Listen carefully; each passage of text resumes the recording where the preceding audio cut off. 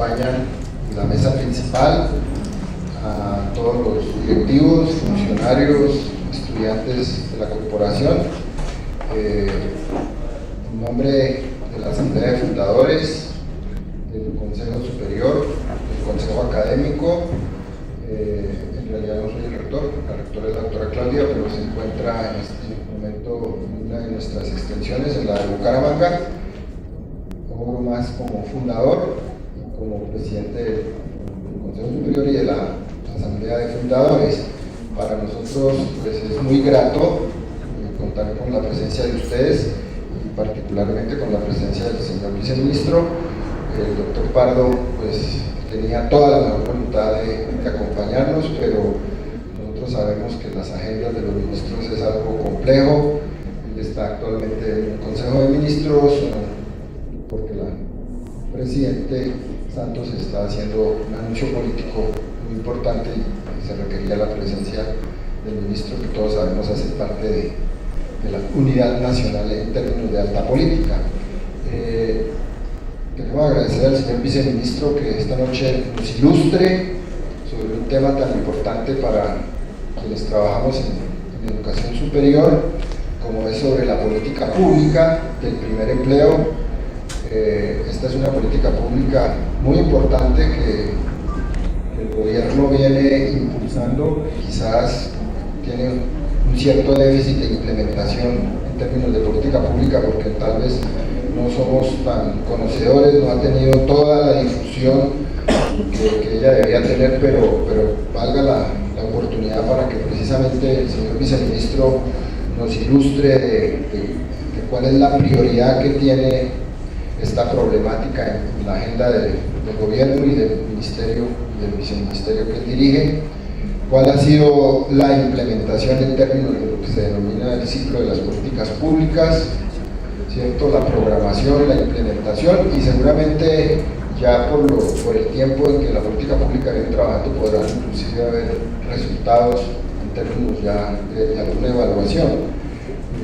Para nosotros pues es fundamental que quienes estudian acá y son jóvenes pues puedan conocer, puedan ilustrarse sobre esta política pública de primer empleo, porque creemos que parte del complemento de la formación que la universidad entrega pues tiene que ver con eso, que nuestros egresados puedan articularse de una manera funcional, oportuna, el mercado laboral formal de la mejor manera posible. No quiero pues quitarles más tiempo, simplemente le vamos a dar la palabra al señor viceministro agradeciéndole la gentileza. Entendemos que pues él también viene de una jornada laboral extensa y nosotros acá prolongándosela mucho más. Muchas gracias. El señor ministro no pudo hacerse presente entre nosotros el día de hoy y me ha solicitado de manera muy particular, primero, transmitir un saludo de reconocimiento, agradecimiento, omnisciencia, porque estos espacios de deliberación, de diálogo, son absolutamente importantes. Hacer un alto en el camino de la formación ordinaria, de la preparación ordinaria de nuestras carreras, para dar una mirada a la política pública, para estrechar los lazos de comunicación entre el gobierno y la universidad, para deliberar, discutir y criticar la política pública, realmente muestra un nivel de madurez institucional y apunta al logro de los objetivos de calidad que deben ser el derrotero de nuestras instituciones universitarias. Por eso, ese reconocimiento en primer término y esa gratitud por abrirse este espacio tan importante. Por ende, me ha correspondido a mí el honor de dirigirme a ustedes para hablar un poco sobre la política del primer empleo y más, si me permiten, para compartir con ustedes los fundamentos de la política de empleo del Ministerio del Trabajo y cómo ésta ha venido desarrollándose en el país, haciendo énfasis, por supuesto, en el tema del empleo juvenil y a partir de ese postulado que nos anima de lograr el trabajo como debe ser. Yo quiero referir y motivar a que hagamos un conversatorio. Ya la hora de espera que me atormenta mucho y que les pido disculpas, por supuesto, por esa tardanza, factores fuera del control, la compensemos con un ejercicio más dinámico de participación, de diálogo sobre estos temas que vamos a emprender. 2 millones de empleos se han creado en los últimos 3 años, pero aún como lo expresaba el señor presidente de la República, el doctor Juan Manuel Santos, precisamente hace pocos minutos, quedan todavía más de 2.100.000 desempleados en el país. Y nuestro país experimenta, como lo podemos ver en algunas cifras allí adelante, un alto nivel de informalidad laboral. Entonces, tenemos una realidad conflictiva pero productiva en materia de empleo. El país, la economía nacional, ha logrado un mejor desempeño económico. Y a esto se ha sumado la aplicación de una serie de políticas activas para la generación de empleo en el país, que ha permitido a la economía absorber esos nuevos requerimientos de demandas laborales y ha generado un número importante de empleos. Esto también ha permitido, y quiero resaltarlo, remarcar esta intervención con esa cifra, que por 37 meses continuos el país haya descendido su tasa de desempleo. Recuerden, ustedes son muy jóvenes, pero en el año 2002 nuestra economía vivió lo que está viviendo España, Grecia y algunos países de Europa. Teníamos una cifra de desempleo del orden del 20%, 19% oficial del DANE, y esa cifra ha venido reduciéndose en un empeño sistemático del Estado y del Gobierno Nacional, que en este último periodo nos ha permitido, a lo largo de los 3 años, estar hoy en una cifra del 9%, con unas perspectivas muy interesantes en cuanto al desarrollo de la política económica y la producción de un número importante de empleos con las grandes obras de infraestructura, que nos permite pensar en la reducción por lo menos a un 8.5% de esa tasa de desempleo. Ese es un triunfo, y a veces cuando no se tienen referentes no nos acordamos de lo que vivimos en el 2002. Fue en el año 2002 donde, para enfrentar esa condición de desempleo tan marcada, generamos normas como la ley 789 del 2002, que a propósito ya contenía disposiciones relacionadas con estímulo a la generación de empleo. Allá en la ley 789 del 2002 tenemos, por ejemplo, unas normas relacionadas con la posibilidad de vincular estudiantes, personas que estén estudiando y que tengan una jornada determinada, que puedan entonces acreditar su condición de estudiantes, precisamente porque en ese momento queríamos motivar la generación de empleo y la vinculación de empleo, teniendo en cuenta una circunstancia que también nos sirve de telón de fondo en este análisis: es que el desempleo afecta fundamentalmente a 2 grupos poblacionales, a las mujeres y a los jóvenes. La Organización Internacional del Trabajo ha señalado con marcada preocupación el problema del desempleo juvenil, del no acceso de oportunidades laborales a los jóvenes, porque además en el promedio americano el desempleo juvenil es ordinariamente el doble del desempleo de la población mayor. Si estamos rondando el 9% del desempleo total nacional, la tasa en el caso de los jóvenes se aproxima a un 16,5, es decir, sube una variable bastante considerable en relación con el desempleo total. Entonces, el desempleo juvenil se ha colocado como una de las metas de trabajo de la Organización Internacional del Trabajo, para evaluar fórmulas alternativas que permitan una mayor incorporación de los jóvenes al mercado laboral. Y aquí quiero, inclusive pues tenemos una presentación que ahora podremos compartir, y le agradezco al doctor Hernández más adelante que nos ayude. Quiero compartir un tema de discusión, y esto es más una reflexión académica personal, que yo creo que en la cual las universidades nos deben ayudar mucho. Yo creo que los estados deben hacer grandes esfuerzos por lograr la vinculación de los jóvenes al mundo laboral, sin duda.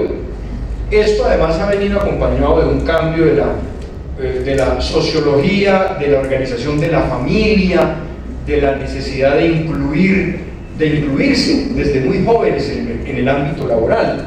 Pero ahí también como Estado tenemos que pensar en cómo complementamos la política de empleo juvenil con un desarrollo muy fuerte de la política educativa. yo pienso que los subsidios educativos, la posibilidad de que los jóvenes tengan una estancia educativa mayor, técnica, tecnológica, profesional, y que inclusive retarden un poco su vinculación al ámbito laboral, en el agregado final no solamente nos va a permitir una menor presión por nuevas plazas laborales, sino que nos va a permitir ir rompiendo más de fondo ese círculo hacia la mayor productividad laboral, teniendo recurso humano calificado. Yo creo que, aunque es obligación del Ministerio, aunque es un mandato de la OIT, aunque tenemos que generar esquemas para que los jóvenes desarrollen sus actividades laborales, puedan vincularse al trabajo, tampoco no podemos perder de vista la alternativa de retenerlos un poco más en la educación y permitir que ese tiempo lo usen en procesos formativos, fortaleciendo las líneas de las modalidades de contratos de aprendizaje. En fin, esa línea me parece importante resaltarla, porque no solamente generando plazas laborales vamos a afectar, digamos, el tema de la posibilidad de que los jóvenes se integren a la sociedad. Pero además, esto tiene que ir acompañado de estrategias de seguridad social, asignaciones familiares más amplias, posibilidades para que las familias, antes de enviar a sus jóvenes a trabajar, tengan otras opciones que les permitan a estos terminar su proceso formativo. Pero bueno, esta es una discusión y un tema que quería plantear como en el contexto del análisis integral. Y señalar que frente a esta realidad del desempleo juvenil y de la informalidad, el Ministerio basa su política de empleo. Yo no sé si miramos un poco las cifras, estaban antes, pero pues estas cifras son, miremos un poquito las cifras anteriores, están ahí, las tienes dos gráficas antes. Sigue ya la, bueno, vamos a dejarla así, entonces perfecto. Ya hemos referido cómo la tasa de informalidad es una de las preocupaciones más grandes que tenemos en este momento en el país. Estamos, aunque se ha reducido del 67.4 al 64.4 en promedio en el 2013, la informalidad es una de las preocupaciones mayores para la política de empleo en el país, porque además, y esto tiene una resonancia particular en el caso de los jóvenes, nuevamente las mayores tasas de informalidad las encontramos en la población juvenil. Entonces, no solamente es crear empleo y oportunidades de trabajo para los jóvenes, sino que estas oportunidades estén caracterizadas por ser un empleo formal, un empleo adecuado. ¿Devuelven?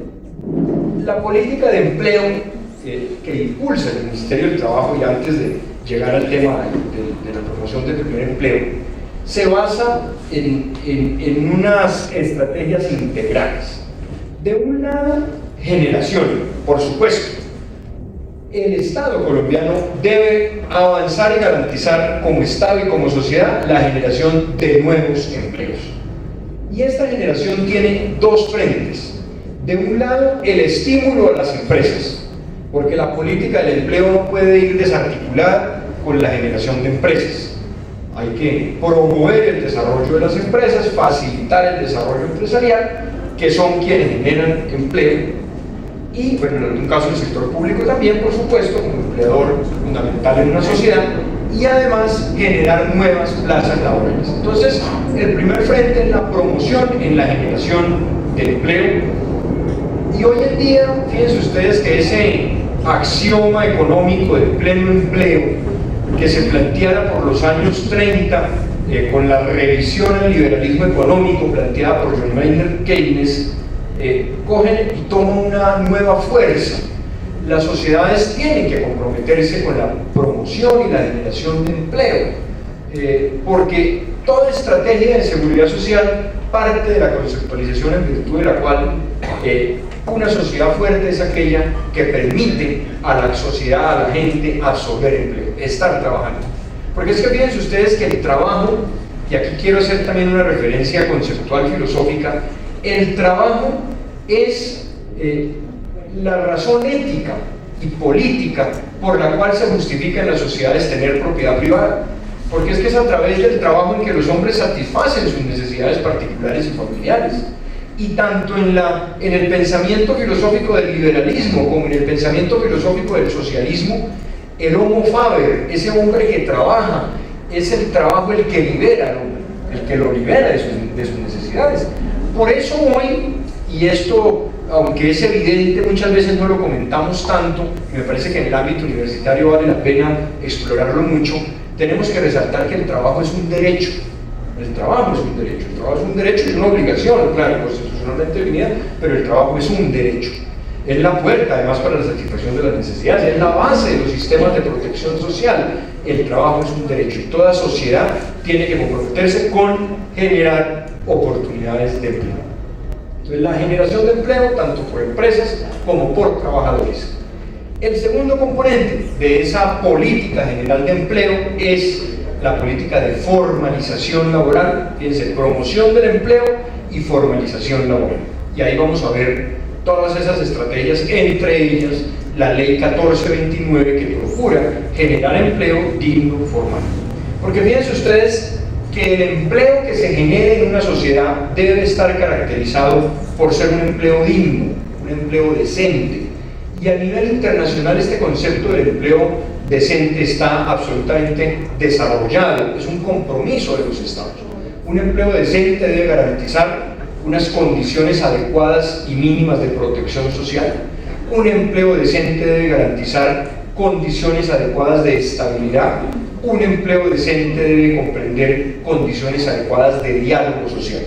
Si faltan estas características, alguna de ellas, estamos en presencia de un trabajo informal y un trabajo indigno que debe ser prevenido y que debe ser erradicado de la sociedad. Obviamente hay unas formas extremas de ese trabajo indigno, el trabajo infantil, la explotación y trata de personas, que aún en el siglo XXI pareciese tan extraño, pero que los vivimos. Acabamos de ver futbolistas, personas que prácticamente son explotadas en una modalidad de trata de personas, y el trabajo infantil.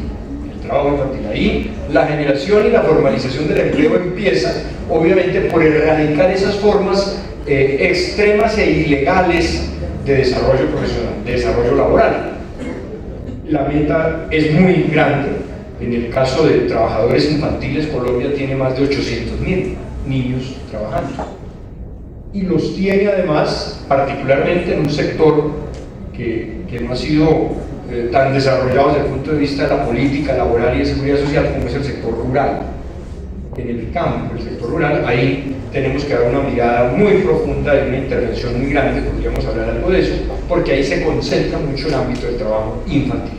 Entonces, generar empleo decente y formalizar el empleo, porque la formalización es el camino para la dignificación del empleo. Nada sacamos con generar puestos de trabajo que no cumplan con los estándares mínimos, vamos a terminar en un círculo vicioso y afectando las condiciones del trabajo. La política de empleo se basa también en lo que denominamos el servicio de empleo, que fundamentalmente es el concepto de la intermediación laboral. Una sociedad, y en este caso Colombia, desarrolla su política de empleo, y hay unas normas nuevas al respecto que yo quiero referir, que tienen que ver con la facilidad para que la oferta y la demanda laborales se crucen, para que cuando una persona quiere buscar el empleo se acerque a donde se requiere el empleo, o cuando una persona queda desempleada pueda acceder a una oportunidad laboral. Esto es lo que técnicamente se llama como intermediación laboral. En Colombia, esa intermediación laboral había venido siendo informal, entre comillas. Y yo les digo a ustedes que todos aquí hemos sido intermediarios laborales, porque cuando un primo nuestro queda desempleado, recurre al primo que está trabajando en una empresa o que está trabajando en el ministerio para preguntarle: ¿usted sabe de un puesto? Deme una recomendación. O recurre a personas, digamos, o a algunos servicios privados de empleo, a redes de empleo que hoy en día se han ido fortaleciendo. Entonces el gobierno tomó la decisión de avanzar en un proceso de fortalecimiento de un servicio de empleo para los que buscan empleo por primera vez y para los que han perdido el empleo y quieren ingresar a trabajar, quieren seguir trabajando. Por eso hay una norma nueva, y este escenario me permite resaltar su expedición, que es la Ley 1636 del 2013, que fue aprobada por el Congreso de la República a instancia del Ministerio del Trabajo, como un proyecto del Ministerio del Trabajo, para proteger a los cesantes, a los desempleados, pero más que una ley de protección al cesante, porque también contiene esta ley unos beneficios para los desempleados, unas prestaciones para los desempleados. El desempleado que quede en Colombia, por ejemplo, ahora a partir de diciembre va a poder solicitar y demandar que se pague su cotización a salud, a pensiones por 6 meses, que se le reconozca una cuota monetaria de subsidio familiar, que se le capacite para volver a emprender su desarrollo laboral. A más de esas prestaciones, la ley 1636 contiene una normatividad para estructurar y fortalecer el servicio de empleo en Colombia. Servicio de empleo en Colombia. ¿Qué quiere esto decir? Que una persona que quede desempleada podrá seguir recurriendo al tío y al primo, pero que va a tener la posibilidad institucional de, a través de las agencias de empleo y de las bolsas de empleo, de colocar su oferta laboral y de que en una plataforma, conectados todos los operadores del servicio de empleo, esa hoja de vida pueda ser consultada y pueda ser traída para un requiriente de mano de obra laboral. ¿Cuáles son los propósitos de ese servicio de empleo? Uno, democratizar el servicio de empleo, volverlo abierto. ¿Por qué? Pues ha venido ocurriendo una cierta segmentación del mercado de intervención laboral. Ustedes saben, los cazatalentos, para un segmento mínimo de la población, ¿no? Los grandes gerentes están servidos por unas empresas. Y hay, sobre todo en los ciertos niveles profesionales, hay agencias de empleo que lo hacen muy bien, que tienen una base muy grande, pero no hay un servicio democrático, abierto, fortalecido y único de empleo. Entonces la ley y el Ministerio del Trabajo dijo, vamos a fortalecer ese servicio. Primer objetivo, democratizar el servicio de empleo, hacerlo más asequible para todos, que eso no sea un tabú. Yo puedo tener mi hoja de vida, así como registrada en el servicio de empleo para cuando quiera alguien llamarme. Y dos, acortar el tiempo de estancia en la desocupación. En promedio en Colombia, hasta el 2012, un desempleado tarda entre 7 y 8 meses para ocuparse nuevamente. Esto varía, por supuesto, dependiendo de la edad, dependiendo de la actividad ocupacional de la persona y de los ciclos económicos, pero hay un promedio entre 7 y 8 meses. Uno de los propósitos del servicio de empleo es que se reduzca ese término y la persona pueda acortarse ese lapso y en unos 4 meses como máximo poder vincularse nuevamente. Este es un servicio que nos interesa a todos, como jóvenes, como mayores, como trabajadores. El servicio de empleo entró en operación el 1 de mayo de este año y se encuentra en un proceso progresivo de fortalecimiento. ¿Quiénes son los operadores del servicio de empleo? No puedo pasar por alto esta referencia. El SENA, el Servicio Nacional de Aprendizaje, opera como un servicio de empleo en sus 33 regionales, opera en todos los departamentos del país como agencia pública de empleo. Son agencias de empleo las entidades privadas que desarrollan servicios de intermediación laboral, todas estas que conocemos, las redes, ¿no?, privadas. Son agentes de gestión y colocación de empleo a partir de la ley que les mencioné, las cajas de compensación familiar y las bolsas de empleo, además que están muy ligadas al tema universitario, que entre sus servicios de bienestar, se nos fue un momento el doctor Miranda, desarrollan actividades de seguimiento a sus estudiantes y a sus egresados. Las bolsas de empleo son operadoras, digamos, de un servicio de empleo. Todas las universidades, 300 universidades del país, son bolsas de empleo con unas condiciones particulares en relación con sus estudiantes y con sus egresados. Hoy en Colombia, eso no lo teníamos al principio de este año, tenemos 98 centros de empleo. Esto quiere decir que todas estas agencias, incluidas las entidades territoriales, están estructurando en el país, en los diferentes municipios y ciudades del país, centros de empleo para que la gente pueda ir allá a inscribir su hoja de vida, a mirar qué oportunidades laborales hay y a que le hagan la ruta de empleabilidad. Esto no es nada taumatúrgico ni esotérico, es que la persona se encuentre con un psicólogo y eso que veíamos como muy alejado se haga en todos los casos, que ese acompañamiento profesional le permita a la persona identificar cuáles son sus fortalezas, en qué debería capacitarse algo más y cuál es su ruta hacia una pronta empleabilidad. Con esa ruta esa persona va, se capacita y avanza en ese tema. Hoy el servicio de empleo, incluidas las hojas de vida del SENA, tiene 875.000 hojas de vida allí involucradas en una gran bolsa, en una gran base de datos. Faltan obviamente la incorporación de muchos privados, pero la idea es que estemos ahí, todos. ¿Y qué es lo que es importante detrás de esto? Yo lo quiero resaltar de manera política, y es que a eso es a lo que los invito, a que tomemos el empleo como una prioridad, tomemos el empleo como un derecho, tomemos el empleo como una obligación, démosle al empleo el papel y la tarea que desempeña en una sociedad. Y esto lo estamos haciendo entre todos. Hace poco tiempo no nos importaba mucho el tema del empleo. Uno ve en otros países, por ejemplo, lo voy a expresar así muy claramente, se mide el éxito de un alcalde por la capacidad que tenga de generar empleo. Nosotros eso todavía, ya afortunadamente estamos en esa línea. Yo digo que uno de los indicadores de éxito de la política del ministerio es que en los próximos años, en todos los planes de desarrollo de los municipios, de los departamentos, se involucre un capítulo de empleo. Porque es que además el empleo no es una responsabilidad del ministerio, es una responsabilidad estatal, de la sociedad. Y son los alcaldes, por ejemplo, y los gobernadores, los que en el ámbito territorial manejan, conocen, planifican la vocación ocupacional de las ciudades.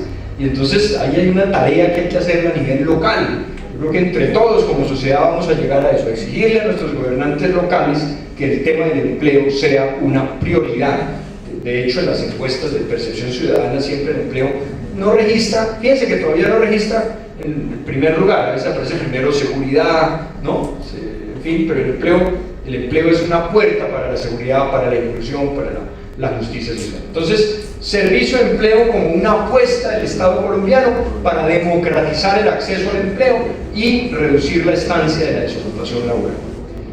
El cuarto componente de la política de empleo en el país es la productividad laboral, entendida como todas las estrategias desarrolladas para fortalecer las competencias laborales. Esto nace desde la universidad, desde la formación de las personas y va en todo el proceso de capacitación laboral para la inserción laboral. Ahí aparecen actores como el SENA, por supuesto, como las instituciones de formación para el trabajo, como las universidades. Y hay una herramienta en la ley que quiero señalar de manera particular, y es que la ley 1636 plantea la posibilidad para las empresas de crear unidades de formación empresarial para que sean las mismas empresas las que se comprometan con el desarrollo laboral en competencias de sus trabajadores. Ahí tenemos que apostarle terriblemente a la productividad basado en una mayor competencia laboral producto de procesos de capacitación. Esa es una apuesta inmensa. Todos los estudios nos revelan que el desarrollo económico, si vamos hacia la era o estamos en la era del conocimiento, pues por supuesto las economías y las sociedades tienen que avanzar en mejorar la condición conceptual, la capacitación, la condición técnica de sus trabajadores, de su población. Eso pues no es ninguna verdad oculta, cada vez es más evidente y tenemos que trabajar en eso. Las sociedades que mayor desarrollo económico tienen son aquellas que más le han invertido a sus procesos educativos en la universidad, en las primeras etapas. Programas como SEBA a siempre son muy importantes, pero tienen que ir avanzando en el proceso educativo universitario y en el proceso educativo en el trabajo. Uno no puede abandonar esa formación en el trabajo. Y la productividad también basada en las líneas de bienestar, en fin, que los trabajadores tengan unas condiciones de bienestar adecuadas.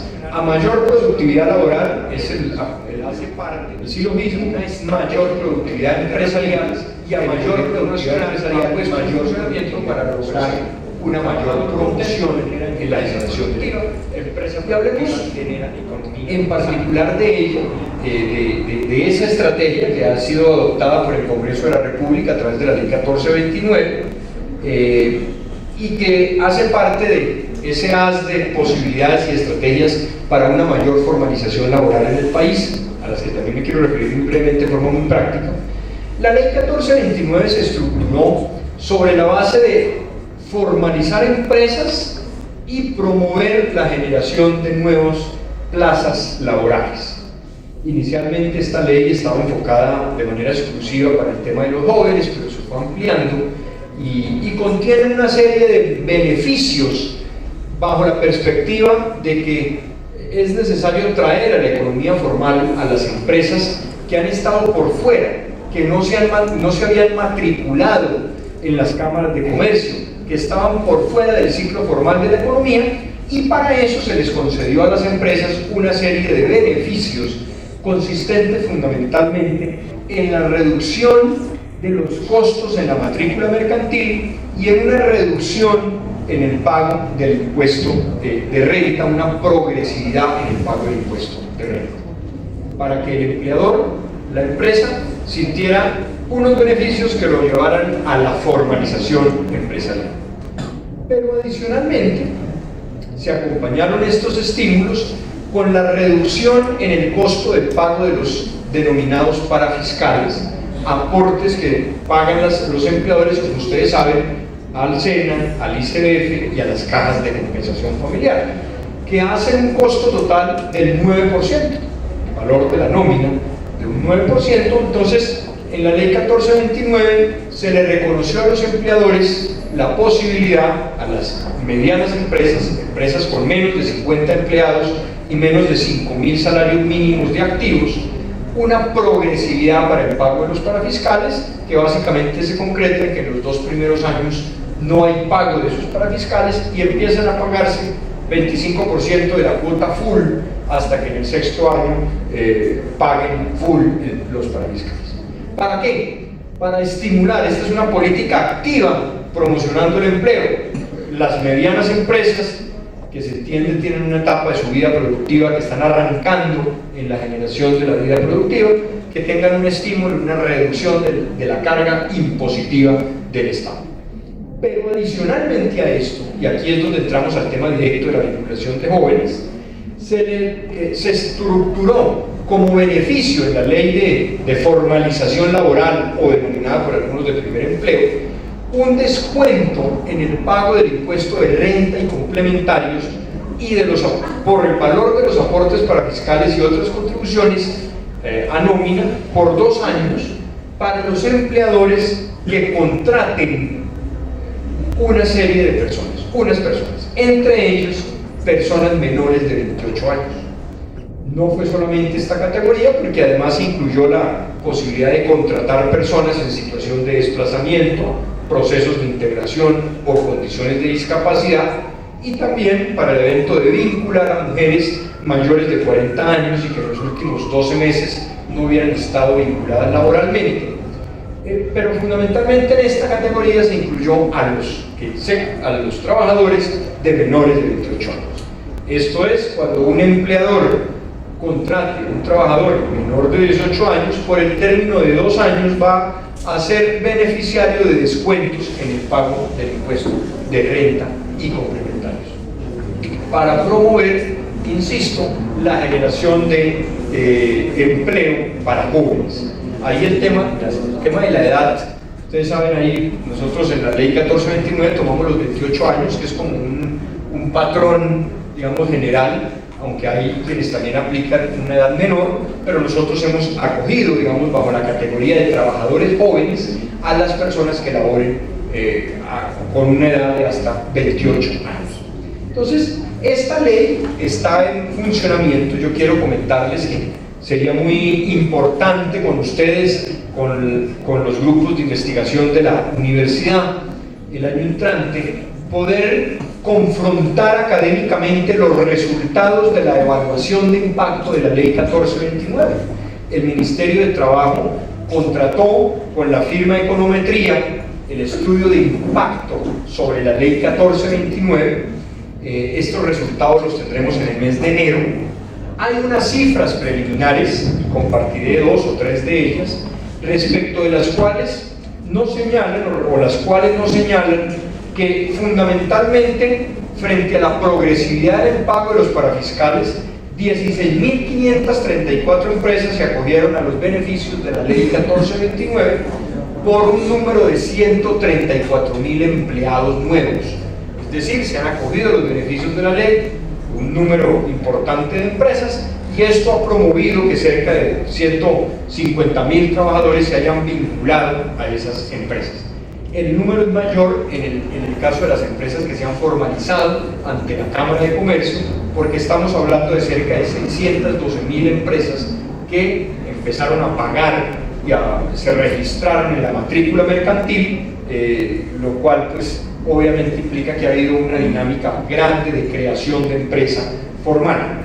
Y en el caso de aportes a la seguridad social, se tiene que para junio del año 2013, 76.000 empresas hicieron aportes sobre 595.000 empleados, que implica un crecimiento importante en la generación de empleo nuevo, un crecimiento del 24% en relación al 2013-2012, lo cual nos permite anticipar que hay unos efectos deseados de la ley en la medida que esta formalización empresarial ha conducido a una vinculación mayor de trabajadores, incluidos dentro de ellos trabajadores jóvenes. No tenemos la cifra desagregada de cuántos de estos son menores de 28 años, esos datos los tendremos con el estudio de econometría, pero sí hay un número importante de personas que se han vinculado gracias a este impulso de la ley de primer empleo como una política pública orientada a la promoción del empleo en los jóvenes. Pero adicionalmente a eso están los temas relacionados con el emprendimiento. Directamente el Ministerio de Trabajo no tiene la regulación ni la ejecución de la política en materia de emprendimiento. Este es un capítulo muy importante en el que el Ministerio de Comercio juega un papel predominante. Nosotros en el Ministerio administramos el Fondo Emprendedores a través del Servicio Nacional de Aprendizaje, el SENA, que desarrolla eso, emprendimientos empresariales.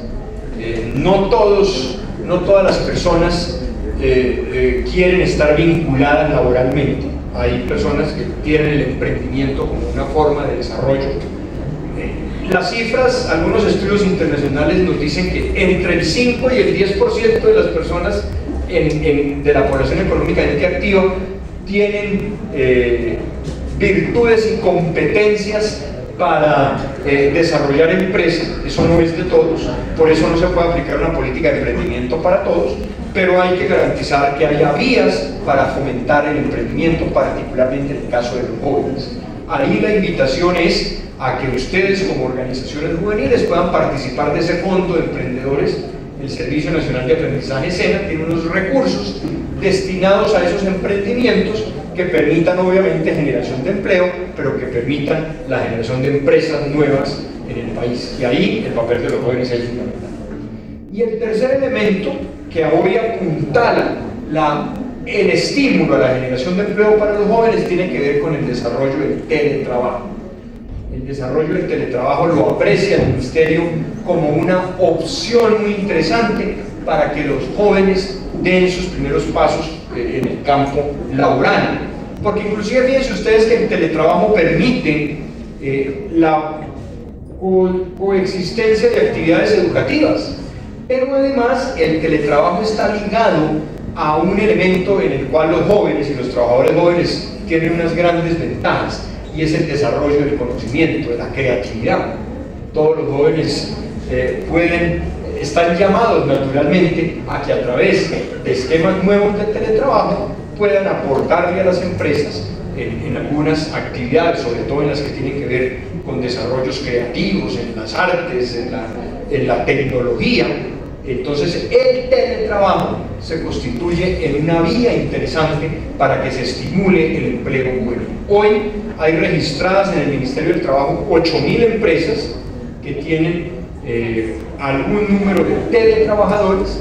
Con el Ministerio de la Tecnología de la Información, el Ministerio del Trabajo tiene una meta en la medida de fortalecer el teletrabajo en el país. El teletrabajo, fíjense, todavía para nosotros, de nuestra generación, es algo distante de la realidad, pero seguramente para ustedes, para el inmediato futuro, el teletrabajo no será nada distinto a una realidad inmediata. Todavía a nosotros nos asombran las teleconferencias y el enlace a distancia, cuando eso es en el orden del día en economías y en otras sociedades. Por eso el teletrabajo es un anticipo de esas nuevas realidades del mercado laboral, y nos parece desde el Ministerio que las posibilidades del teletrabajo van a fomentar mucho el empleo juvenil. Termino estas reflexiones para abrir a las inquietudes que ustedes expongan, y por supuesto disculpen la extensión, pero ante la calidad del auditorio y la importancia de la convocatoria que nos hace Uniciencia, no podíamos dejar pasar esta oportunidad para mencionar algunos de los elementos centrales de la política de empleo y de empleo juvenil en el país, para señalar que estamos comprometidos en una dinámica de formalización laboral, y esto nos va a beneficiar a todos. Y voy a mencionar solamente 2 o 3 herramientas adicionales. Seguramente el día de mañana se va a firmar por el señor Presidente de la República un decreto por medio del cual se habilita en Colombia el pago de la cotización a seguridad social para trabajadores por periodos inferiores a un mes. Esto a los jóvenes también les impacta favorablemente. En Colombia había un vacío constitucional, un estado, una brecha que en términos de la Corte Constitucional, para quienes son abogados y estudiantes en el auditorio, aunque esa terminología ya ha pasado un poco de moda, una especie de estado de cosas inconstitucional. Porque en Colombia es lícito trabajar menos de un mes, y por supuesto es lícito y posible y viable y pertinente ganar menos de un salario mínimo. Pero si se gana menos de un salario mínimo, la cotización a seguridad social, pensiones, salud, riesgos laborales, cajas de compensación, estaba atada a un salario mínimo. Y eso generaba una barrera de acceso, porque, diciéndolo muy coloquialmente, y discúlpenme, salía más caro el collar que el perro. Si yo contrato un jardinero por 3 días, 5 días al mes, tengo que pagarle 170.000, 180.000 pesos en seguridad social, no obstante que él trabajo menos. Y entonces ahí terminábamos o estábamos en una situación bastante absurda desde el punto de vista jurídico. Entonces esa persona era una motivación a la informalidad. Era una motivación a la informalidad. ¿Qué sectores se ven particularmente afectados por esto? Los trabajadores domésticos. Y la formalidad empieza por casa, no olvidemos eso. Según las cifras del DANI, 735.000 personas en Colombia se declaran como trabajadores domésticos. Y miren las cifras. Hay afiliadas a pensiones 95.000 personas que se dicen ser trabajadores domésticos. ¿El resto dónde están? A cajas de compensación, un trabajador doméstico, a cifras del 2012, solamente 8.000 de las 700.000 estaban afiliadas a cajas de compensación. Y es que la caja de compensación familiar es un privilegio, ¿no? Es una prestación de la seguridad social. Y entonces hemos venido conviviendo con un ambiente de informalidad. Por eso el Ministerio del Trabajo lideró una reinterpretación de las normas para facilitar en Colombia la posibilidad de pagar seguridad social sobre periodos semanales. Si la persona trabaja para un empleador de 1 a 7 días, tiene un contrato de trabajo y gana menos del salario mínimo porque trabaja 7 días, se habilita la posibilidad de que esa persona entre a pensiones, a riesgos laborales, a caja de compensación, pagando una cuarta parte de lo que sería el pago a la semana. En salud hay 2 posibilidades. En salud la persona puede seguir vinculada al régimen subsidiado de salud, y si voluntariamente quiere afiliarse al régimen contributivo, podrá hacerlo. ¿Por qué? Porque este es uno de los temas complicados. El régimen subsidiado de salud ha presionado de alguna manera a que inclusive los mismos trabajadores, y ustedes lo viven, no les guste la formalización, porque si entran a un contrato breve o por días, perderían la posibilidad del cupo en el régimen subsidiado de salud, y termina uno negociando la informalidad con el trabajador doméstico. No sé, ¿para qué me va a meter al régimen contributivo? Yo estoy en el CISBEN, y entonces págueme págueme lo que me va a pagar. Entonces terminamos como en ese círculo, y entonces esa persona queda por fuera de pensiones y queda por fuera de riesgos laborales. Y ese es un problema para la sociedad, para ese empleador, porque pues, sufre un accidente esta persona y pues unas consecuencias después complicadas. Entonces, esa inseguridad tenemos que romper. Entonces, en la lógica, lo que se dijo es, en el caso de salud, estas personas, como son personas de bajos ingresos porque reciben menos del salario mínimo, porque trabajan menos días del mes, entonces podrán seguir afiliadas en el régimen subsidiado de salud. Y aquí, perdónenme un paréntesis, hay mucho tema. En el fondo, yo creo que la financiación del régimen de salud cada vez se está haciendo más impositiva, más de impuestos. Fíjense que con la ley de reforma tributaria, yo creo que el país en algún momento tendrá que caminar a una financiación de impuestos en el sistema de salud y separarlo un poco de los otros, de pensiones, de riesgo laboral. Pero bueno, entonces esa fue la lógica. Este es un decreto que yo lo catalogaría como revolucionario. Es una obra importante del Ministerio de Trabajo porque toca un punto central, y es que más de 2 millones de trabajadores, y aquí juegan los trabajadores por días, los trabajadores a tiempo parcial, los trabajadores domésticos, pero también, ojo, los jóvenes que laboran en los picos de los restaurantes, de los bares, de los establecimientos comerciales, porque hoy en día es un problema contratarlos, porque entonces son 4 días, son 12 días al mes, y entonces esa persona pues tenía la misma dificultad de pago de seguridad social. Hoy, precisamente antes de venir a la universidad, tenemos una reunión con el gremio de los restaurantes para que nos ayuden en la implementación, para que capturemos hacia la formalidad, para que en Colombia el sello de trabajar formal paga sea muy cotidiano, que todos lo exijamos y que mejoremos las instituciones para facilitar esa formalización. Ustedes nos han oído, estamos en procesos de formalización gremiales y sectoriales con los taxistas. En fin, termino diciendo la fortaleza, pero también la debilidad de una sociedad como la colombiana es su diversidad. Aquí no solamente la naturaleza es feraz, es grande, es vorágine, es verde, es azul, sino que hay una diversidad cultural, étnica, ocupacional.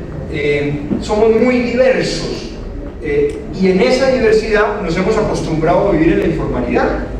Nosotros somos tan informales que negociamos la tarifa de bus. Entonces, lléveme por 1000, subo por detrás. Entonces, eso hace difícil, digamos, la aplicación de políticas universales. Pero tenemos que respetar la diversidad, pero encaminarnos a empleo universal, a empleo digno y a empleo formal. Y a seguridad social para todos. El país no puede estar tranquilo mientras solamente el 30% de la población tenga acceso a pensiones. No puede estar tranquilo. O el 30% a riesgos laborales. Entonces, ¿qué pasa con el resto de los trabajadores? Entonces, por eso nos han oído en el ministerio, en esa brega, los taxistas, que se formalicen, estamos en un proceso en esa dirección, los trabajadores domésticos, y ahora con una herramienta como esta, la de la cotización a la seguridad social por periodos inferiores a un mes, con las dificultades que pueda tener.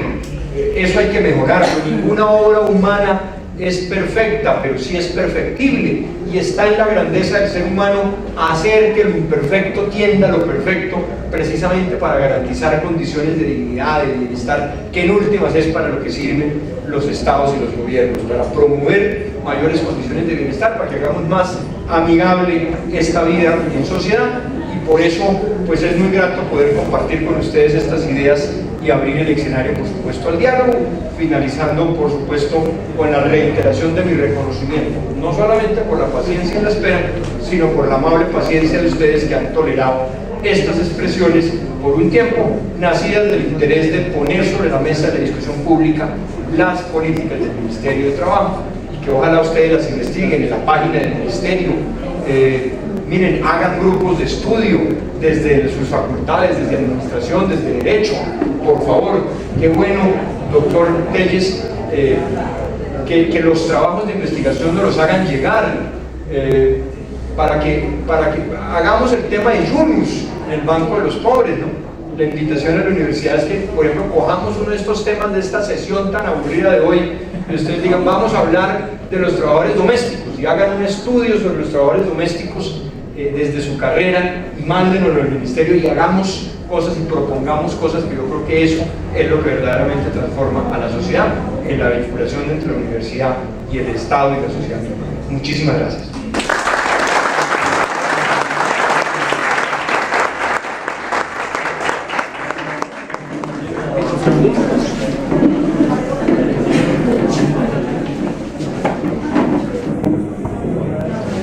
Bueno, quiero agradecer la presencia de todos ustedes. Quiero dar un agradecimiento muy especial al doctor Rafael Pardo Rueda en la distancia. Él estuvo, esta mañana tenía 2 temas en su agenda, Quibdó y Uniciencia, y por el clima el avión no llegó a tiempo y fue citado a presidencia. Yo conocí esta política antes de ser política, porque cuando regresé de Estados Unidos a Colombia me vinculé como voluntario a la campaña de Rafael Pardo a la presidencia y recorrimos todo el departamento del Atlántico, del Magdalena y de Bolívar, hablando con la gente, especialmente de la ley de primer empleo. Y es una ley que ustedes deben conocer, y deben conocer porque tienen muchos beneficios, y ustedes como futuros, Uniciencia quiere formar emprendedores, y con este escenario se dan cuenta que el gobierno está facilitando el camino a que ustedes se conviertan en generadores de empleo y no futuros empleados. Al viceministro, un agradecimiento muy especial, y no es para menos que el doctor Rafael Pardo se rodee de personas de las calidades del viceministro Juan Carlos Cortés. Muchas gracias, buenas noches.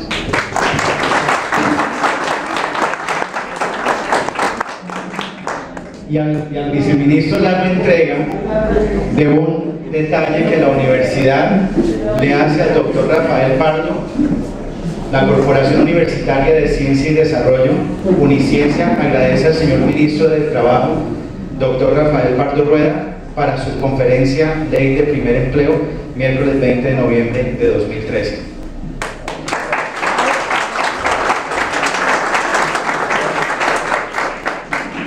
Buenas noches.